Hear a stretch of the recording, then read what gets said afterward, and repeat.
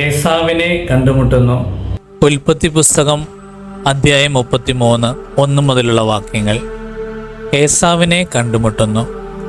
യാക്കോബ് തല ഉയർത്തി നോക്കിയപ്പോൾ ഏസാവ് 400 പേരുടെ അകമ്പടിയോടെ വരുന്നത് കണ്ടു.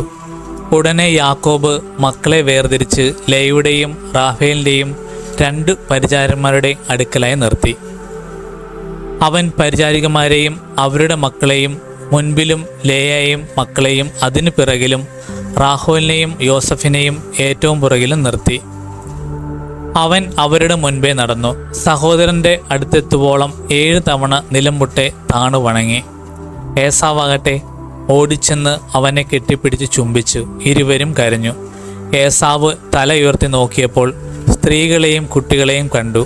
അവൻ ചോദിച്ചു, നിന്റെ കൂടെ കാണുന്ന ഇവരൊക്കെ ആരാണ്? യാക്കോബ് മറുപടി പറഞ്ഞു, അങ്ങയുടെ ഈ ദാസനു ദൈവം കനിഞ്ഞു നൽകിയിരിക്കുന്ന മക്കളാണ്. അപ്പോൾ പരിചാരകന്മാരും അവരുടെ മക്കളും അടുത്ത് ചെന്ന് ഏസാവിനെ വണങ്ങി. തുടർന്ന് ലേയായും അവളുടെ മക്കളും അതിനുശേഷം യോസഫും റാഹേലും അടുത്ത് ചെന്ന് താണു വണങ്ങി. ഏസാവ് ചോദിച്ചു, ഞാൻ വഴിയിൽ കണ്ട പറ്റങ്ങൾ കൊണ്ട് നീ എന്താണ് ഉദ്ദേശിക്കുന്നത്? യാക്കോബ് പറഞ്ഞു, എൻ്റെ യജമാനനായ അങ്ങയുടെ പ്രീതി നേടുക. ഏസാവ് പറഞ്ഞു, സഹോദര, എനിക്ക് അതെല്ലാം വേണ്ടത്രയുണ്ട്. നിൻ്റേത് നീ തന്നെ എടുത്തുകൊള്ളുക. യാക്കോബ് അപേക്ഷിച്ചു, അങ്ങനെയല്ല, അങ്ങ് എന്നിൽ സംപ്രീതനാണെങ്കിൽ എൻ്റെ കയ്യിൽ നിന്നും ഈ സമ്മാനം സ്വീകരിക്കുക. കാരണം ദൈവത്തിൻ്റെ മുഖം കണ്ടാൽ എന്ന പോലെയാണ് ഞാൻ അങ്ങയുടെ മുഖം കണ്ടത്. അത്രയ്ക്ക് ദയയോടെയാണ് അങ്ങനെ സ്വീകരിച്ചത്. അങ്ങയുടെ മുൻപിൽ കൊണ്ടുവന്നിരിക്കുന്ന ഈ സമ്മാനങ്ങൾ ദയവായി സ്വീകരിക്കുക. എന്തെന്നാൽ ദൈവം എന്നോട് കാരുണ്യം കാണിച്ചിരിക്കുന്നു. എല്ലാം എനിക്ക് വേണ്ടത്ര ഉണ്ട്. അവൻ നിർബന്ധിച്ചപ്പോൾ ഏസാവ് അത് സ്വീകരിച്ചു. ഏസാവ് പറഞ്ഞു, നമുക്ക് യാത്ര തുടരാം. ഞാൻ നിന്റെ മുൻപേ നടക്കാം. യാക്കോബ് പറഞ്ഞു, അങ്ങേക്കറിയാമല്ലോ മക്കളൊക്കെ ക്ഷീണിച്ചിരിക്കുകയാണെന്ന്. കറവയുള്ള ആടുമാടുകൾ എൻ്റെ കൂടെയുണ്ട്. ഒരു ദിവസത്തേക്കാണെങ്കിലും കൂടുതലായി ഓടിച്ചാൽ അവർ ചത്തുപോകും.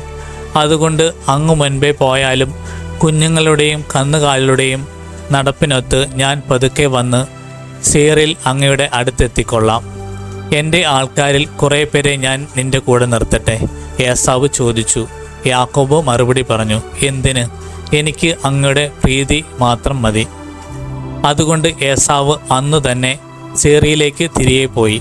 യാക്കോബാകട്ടെ സുക്കോത്തിലേക്ക് പോയി അവിടെ വീട് പണിതു. കന്നുകാലികൾക്ക് കൂടുകൾ കെട്ടി.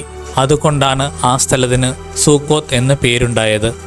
യാക്കോബ് പദാൻ ആരാമിൽ നിന്നുള്ള യാത്ര തുടർന്നു.